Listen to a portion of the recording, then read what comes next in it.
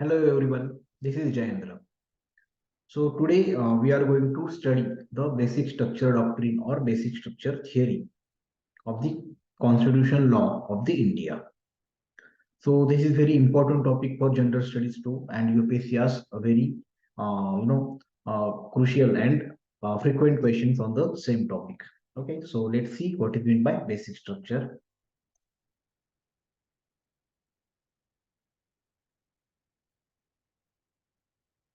First of all, we will see the content.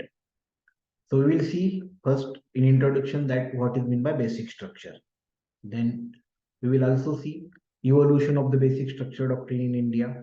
Then what are the critics or concern associated about this doctrine? Then there is a need to balance the operation of the basic structure doctrine by the Supreme Court and the amending power of the Constitution of the Parliament of India. Then we will also see what is the Supreme Court's stand on the basic structure theory. So let's see first of all in introduction that as we know that the Parliament itself is the creation of the Constitution, and now there is a very fundamental question arises here that does the power of Parliament to amend the Constitution under the Article 368 is absolute?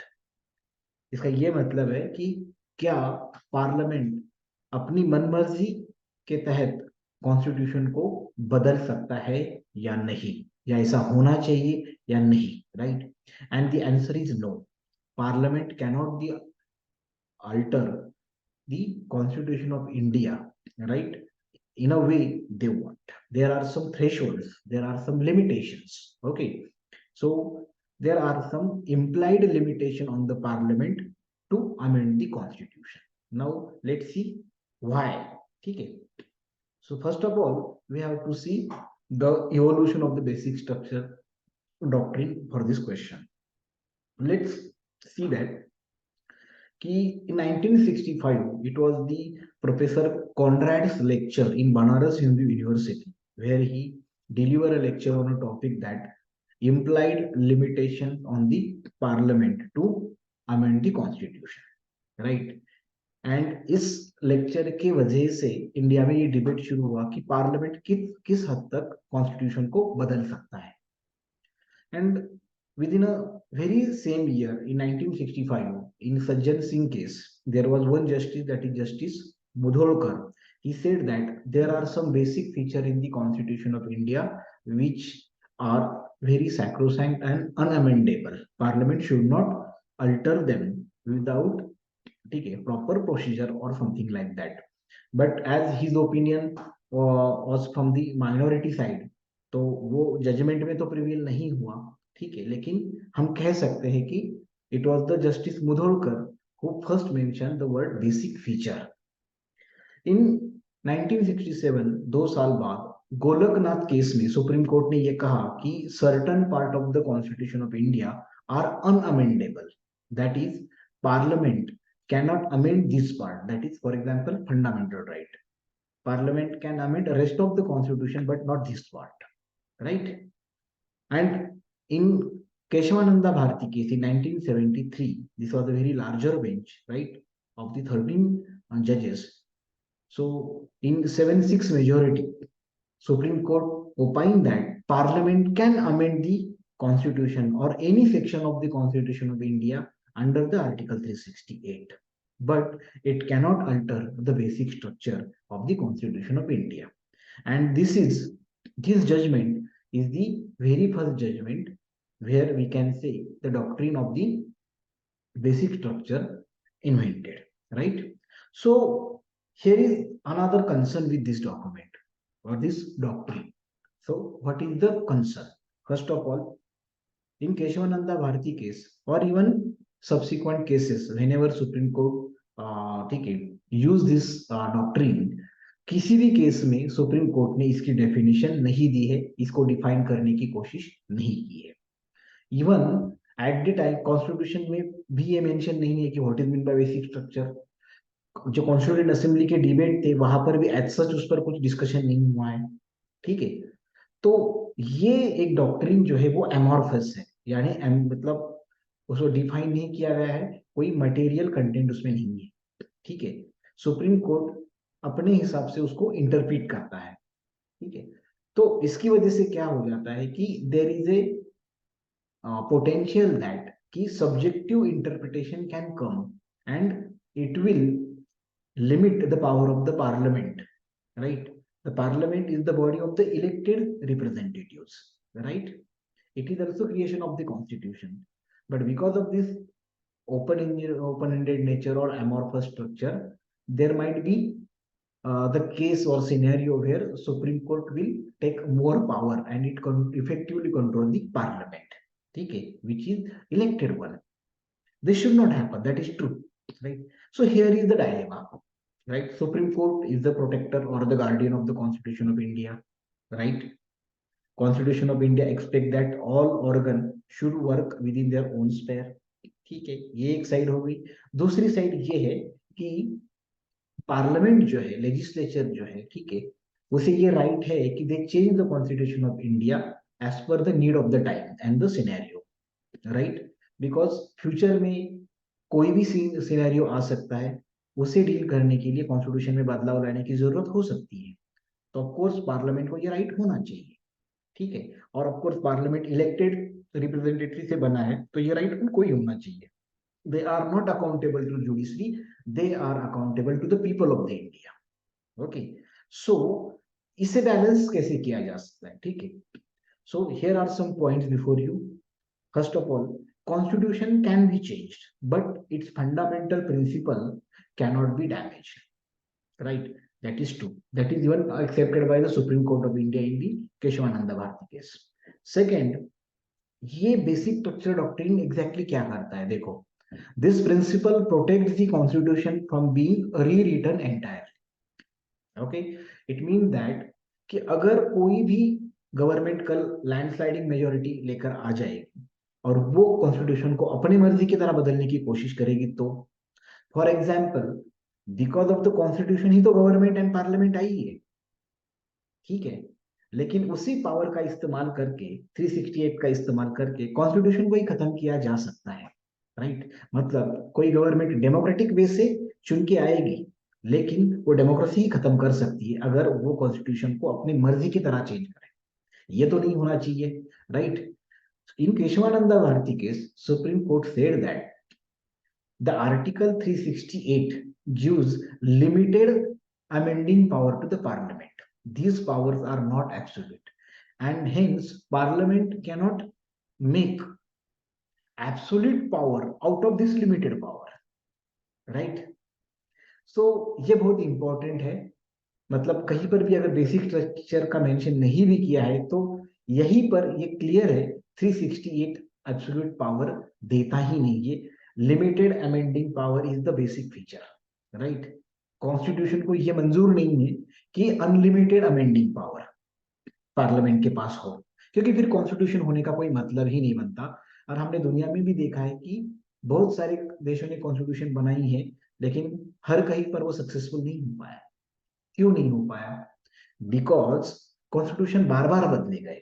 Africa के examples लो, ठीक है, south Asian countries है उनके example लो, हमारे neighbouring countries है उनके example low, right?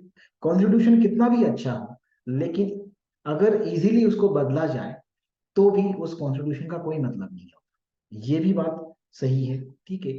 So this basic structure doctrine gives the power to Supreme Court to protect the Constitution of India in very effective manner, so that there will be entire rewritten attempt of the Constitution जो है उसको supreme court उसको रोक सके। That is very true. But again supreme court के judicial review के जो power है, ठीक है, याद रखो वो भी लिमिटेड है, ठीक है। Court should review the government actions but also be mindful of the difficulties government face, ठीक है। आफ्टर ऑल गवर्नमेंट है, पार्लियामेंट है, they have to work for the people, they have to craft the policy and they have to implement the policies, right? लोगों ने उन पर भरोसा जताया है, उनको चुन के दिया है ये सब फैसले लेने के लिए। तो अगर कोई सिचुएशन आ जाती है, फॉर एग्जाम्पल कोई एक्स कम्युनिटी जिसको पहले रिजर्वेशन नहीं है, लेकिन अब रिजर्वेशन देने की नौबत आ जाए, ठीक है, तो उसके लिए भी पार्लियामेंट के पास पावर होनी चाहिए, तभी तो वो सोशल जस्टिस कर पाएंगे। और उसी के तहत पार्लियामेंट को यह हक बनता है कि वो कॉन्स्टिट्यूशन को चेंज करे, किसी भी सेक्शन को चेंज करे, ताकि ये जो गोल है वो फुलफिल हो।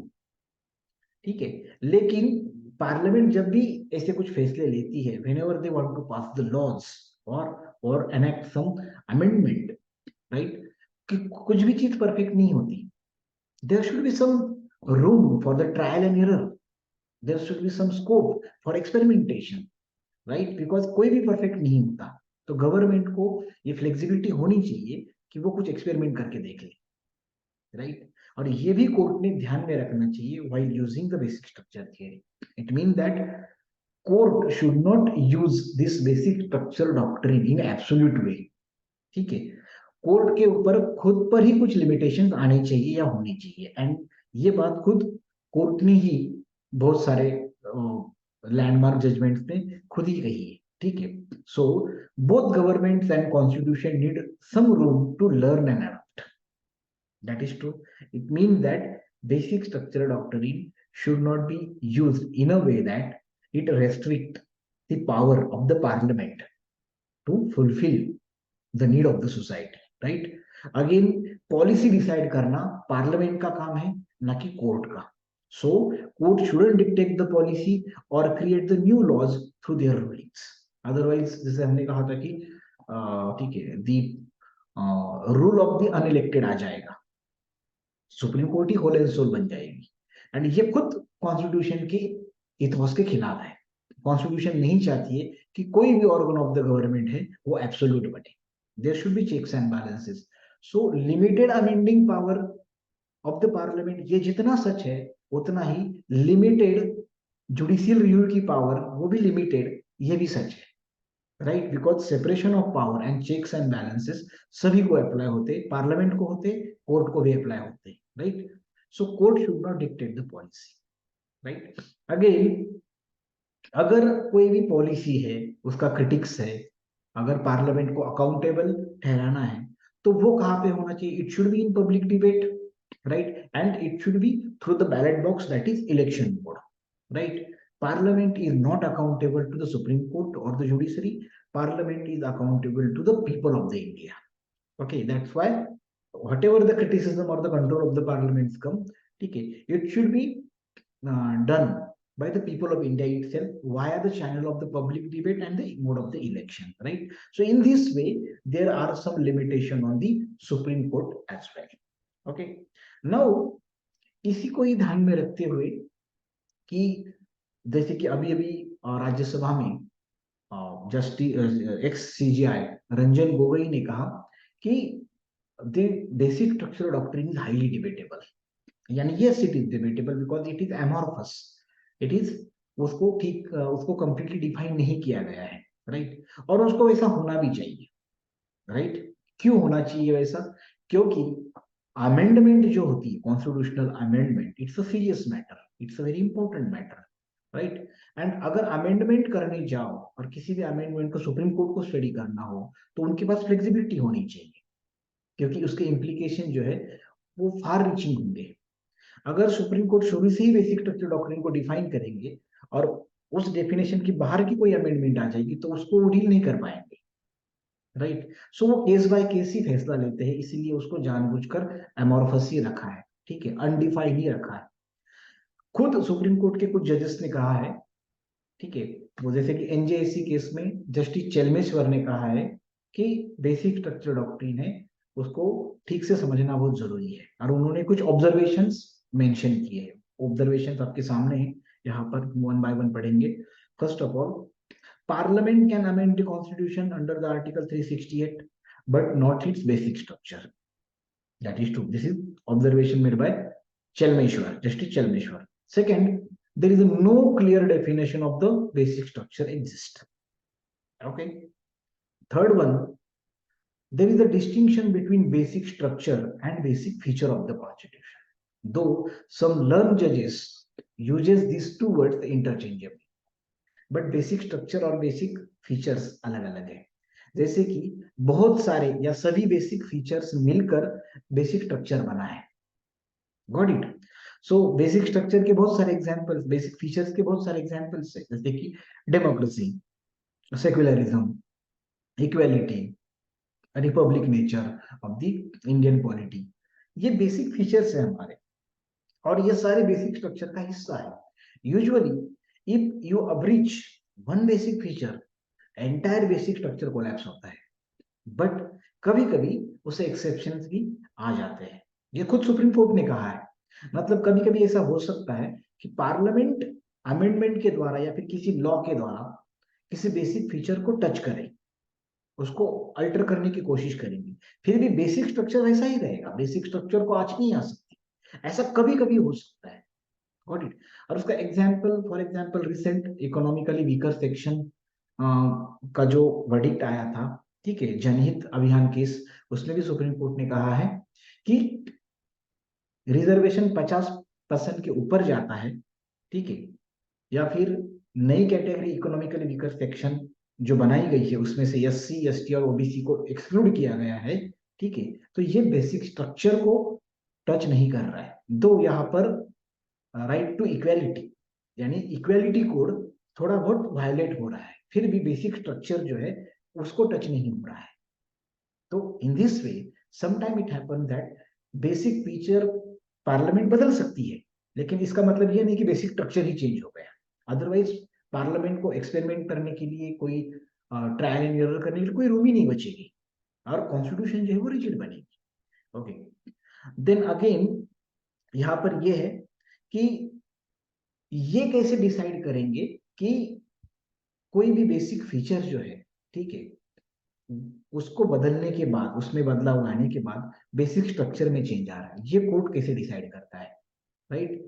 और अगेन ये भी यहाँ पर एक फैक्ट है, यशवल मिश्र ने ऑब्जर्व की कि देर इज नो टेस्ट, ठीक है, no standard formula to determine right exactly how the abridge of the basic feature will lead to the collapse of the basic structure. कोई फॉर्मूला नहीं है उसका, ठीक है। एंड सुप्रीम कोर्ट जो है वो case by case he decide करती है उसको, राइट। उससे हम क्या, ये जस्टिस चेलमेश्वर ने जो ऑब्जर्वेशन बताया, उससे हम क्या कंक्लूड कर सकते हैं, ठीक है। तो बॉटम लाइन इज हियर, देखो हम ये कंक्लूड करेंगे कि no single formula exist to determine if an amendment violates the basic structure. कोई फॉर्मूला नहीं है, ठीक है। तो फिर सुप्रीम कोर्ट क्या करता है, सुप्रीम कोर्ट ये देखता है कि जो अमेंडमेंट है उसका नेचर क्या है, whether it is hostile right toward the democracy और टुवर्ड दी कॉन्स्टिट्यूशन। जैसे कि आपने देखा होगा कि 42nd amendment of the constitution of India जो हॉस्टाइल थी, ठीक है, उसका नेचर हॉस्टाइल था, ठीक है, बहुत सारे चीजों को वो खत्म करने की कोशिश कर रहा था। तो पहले देखते हैं कि अमेंडमेंट का नेचर क्या है, और दूसरी चीज ये देखते हैं कि कौन सा बेसिक फीचर उसको वो अल्टर कर रहा है, राइट। और अगर, अब ध्यान दो यहाँ पर, अगर सुप्रीम कोर्ट को ये लगा कि अब इस बेसिक फीचर को चेंज करने के बाद कॉन्स्टिट्यूशन की आइडेंटिटी ही चेंज हो जाएगी, again let me repeat that, किसी भी बेसिक फीचर में को चेंज करने के बाद if it change the identity और alter the identity of the constitution of India, right, then उसे माना जाएगा कि बेसिक स्ट्रक्चर के खिलाफ जा रहा है।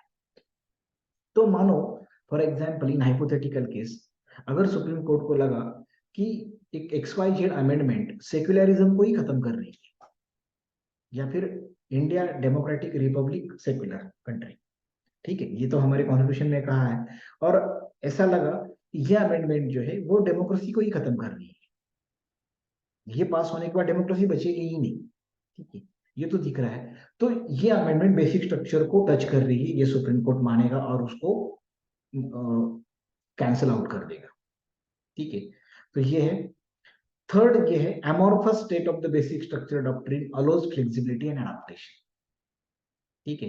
बेसिक स्ट्रक्चर अमॉर्फस है, ठीक है, डिफाइन नहीं किया गया है, यही तो उसकी खूबी है।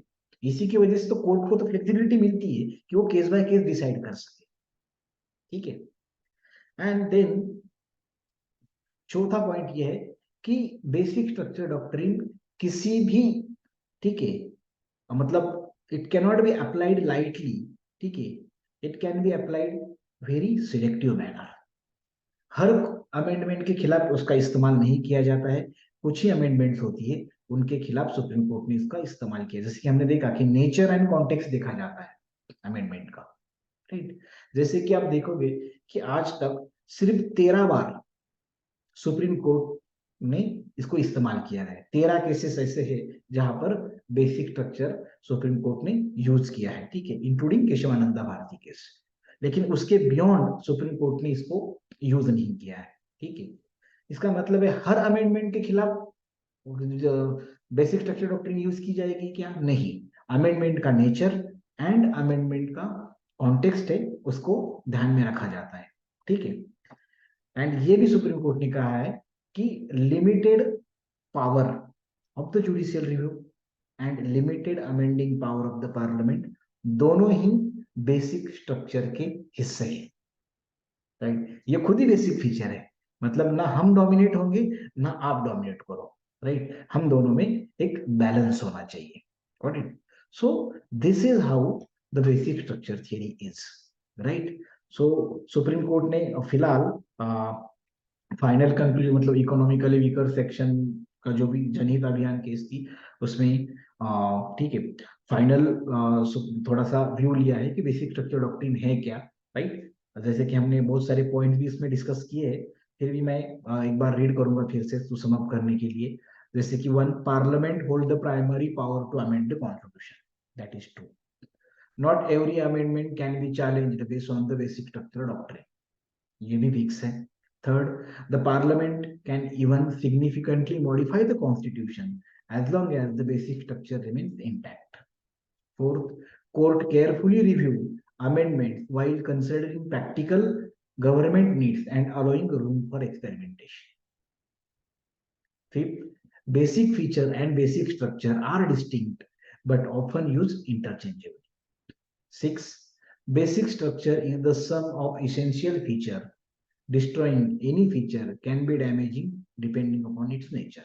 हमने सम अप किया है, ये डिस्कस किया है, I am just reading it. 7, amending fundamental rights doesn't automatically violate basic structure, right. जैसे कि किसी फंडामेंटल राइट में चेंज हो रहा है, इसका मतलब ये नहीं कि बेसिक स्ट्रक्चर ही चेंज हो रहा है, राइट। अदरवाइज फंडामेंटल राइट को टच ही नहीं किया जा सकता, ठीक है। लेकिन जैसे कि हमने देखा कि 103rd अमेंडमेंट जो थी जनहित अभियान केस में, उसमें यही तो इकोनॉमिकली वीकर सेक्शन को रिजर्वेशन देने के लिए पार्लियामेंट ने आर्टिकल 15 एंड आर्टिकल 16 को अमेंड किया था। और यही आर्गुमेंट था अपोजिट पार्टी का कि पार्लियामेंट ऐसा नहीं कर सकती, you are changing the basic structure. लेकिन सुप्रीम कोर्ट ने कहा कि नहीं, राइट टू इक्वालिटी अमेंड हुआ है, मंजूर, लेकिन इससे बेसिक स्ट्रक्चर अल्टर नहीं हुआ है, ठीक है। 8, equality violations must be severe and unconsignable to be considered basic structure violation. Basic structure violate हुआ ये कैसे पता चलेगा? एक, कि बहुत सीवियर लेवल पर चेंजेस किए जा रहे हैं, या फिर सत विवेक बुद्धि जो है, ठीक है, उसको साफ साफ दिख रहा है हमारे रीजन को, हमारे कंसाइंस को कि ये गलत हो रहा है, ठीक है, साफ साफ दिख रहा है, ठीक है, तो वो बेसिक स्ट्रक्चर का वायलेशन होगा, ठीक है। And 9th one, moderate adjustment, ठीक है, टू इक्वालिटी प्रिंसिपल, ठीक है, that is right to equality in economically weaker section case are not necessarily violation. थोड़ा बहुत, ठीक है, फंडामेंटल राइट्स में भी चेंजेस हो सकते हैं, ठीक है। So friends, this is the basic structure doctrine so far, and we discuss each and every bit, okay, and the current stand of the Supreme Court on the issue. So what is the bottom line of our lecture? That is, both the power of the judicial review and amending power of the parliament, both powers are limited, both are the basic features of the Constitution of India, right, and there is a need to balance between them, okay. I hope कि ये lecture जो है आपको मददगार साबित हो basic structure को समझने के लिए। Thank you.